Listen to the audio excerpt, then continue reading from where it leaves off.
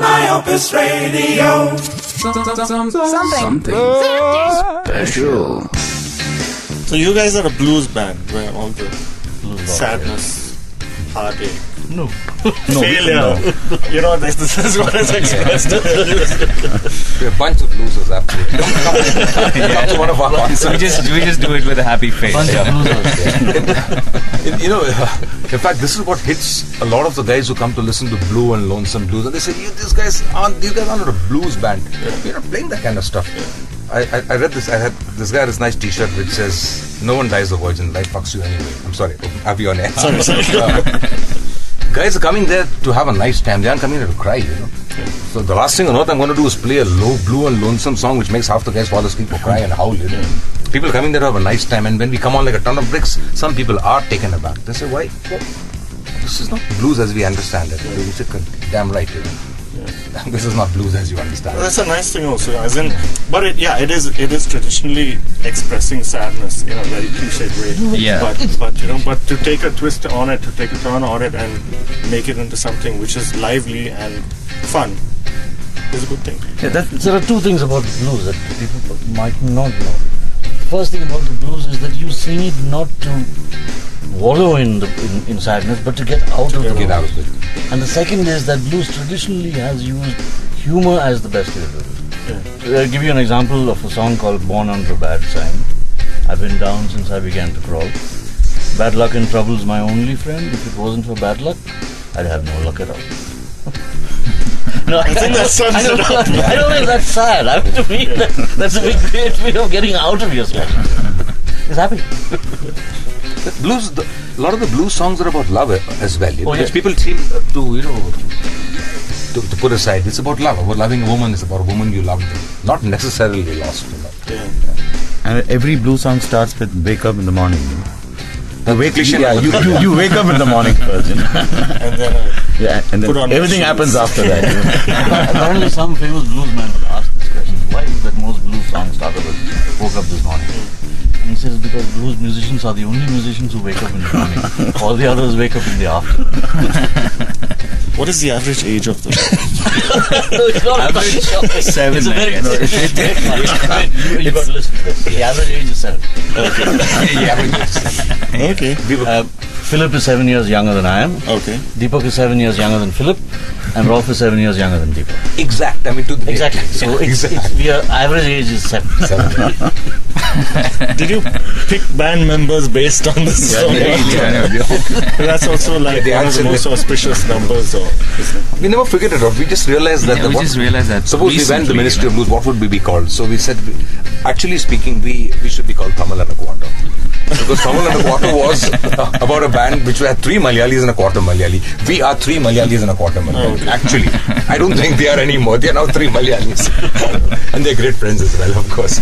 So maybe you could be called that in brackets, the blues band. Blues. And the other name was 7 Down. 7 Apart. 7 Apart. Yeah, 7. Do you have any more touchy topics? No, I think that's as controversial as it has been. Okay, so the gigs that you do, what sort of crowd do you get? I imagine you get quite a mixed sort of crowd when you play in clubs like Opus or anywhere else. What is the kind of reaction? No, sadly we don't get to meet the 13-year-olds because we always play in pubs and places where they're not allowed. Except St. Joseph's. Yeah, but no, normally we are playing in the pub circuit. That's where we are, most of our shows are.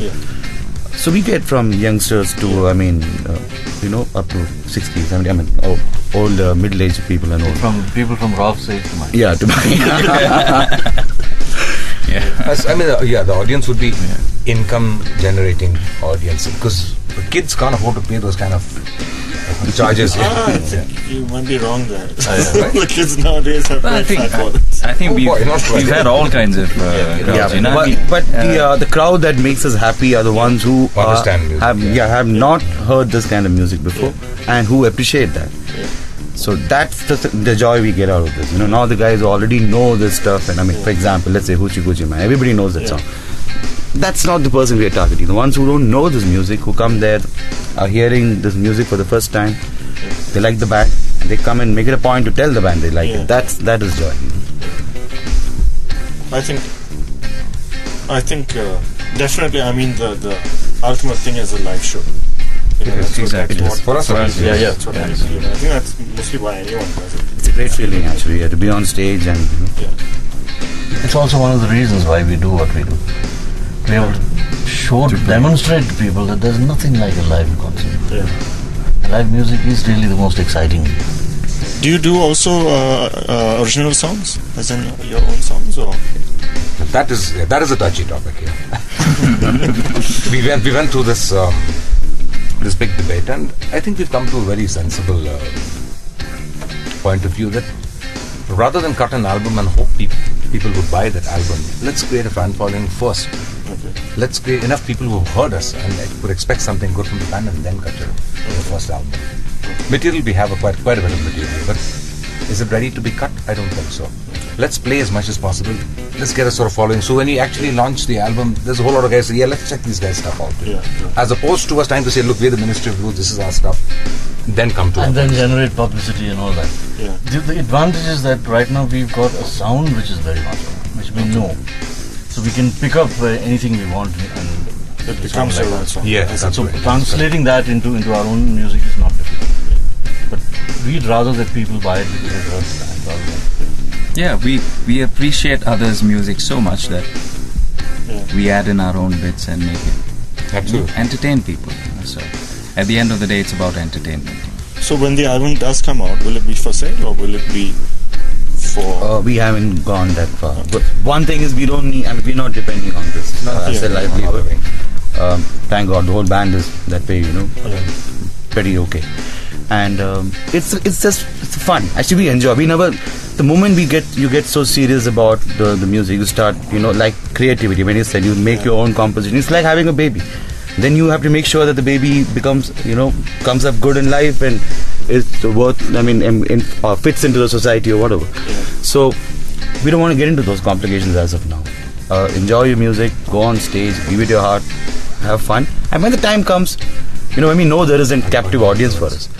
They want to hear something that is more original. Yes, we will make the music and give it to them. That's it. And the same joy we get back when they appreciate the stuff. We never thought about cutting albums and going commercial. We don't need it. Plus, I guess that's something which is a long way from now anyway. Sometimes it seems to be like a split personality. You have a live act and then you have the recorded act. Mm-hmm. And I'd rather not have that. I'd rather that we had a sort of smooth transition. Into doing covers our way to doing our own songs our way. It's actually moving and eventually mixing to seamlessly. Also, I guess especially for a blues band, it's kind of a contradiction in terms of to cut a studio album. Where on live in a live format is where you're really going to feel it out, and I'm sure you play the same song differently every time. Yes, so cool. And depending on the place, depending on what sort of crowd and all that stuff, and I think that's perhaps one of the things that separates jazz and blues from most other forms of contemporary music, which are set sort of thing. You play it in wherever, you're going to play it the same way. Whereas here, it's all about the feedback that you get. Yeah, and we're completely free, to do what we want, to innovate on stage, and so that's the joy of this whole thing. Maybe you could look at cutting a live album. We always hope that people would record us when we are doing live. For some funny reason, our sound guys never recorded. As a matter of fact, I thought you would probably be having a recording of ours. Thanks a lot. Had a great time, and definitely Bangalore has a lot to look forward to, and the rest of the country too. Thank you. Thanks for having us. Thanks so much. myopusradio.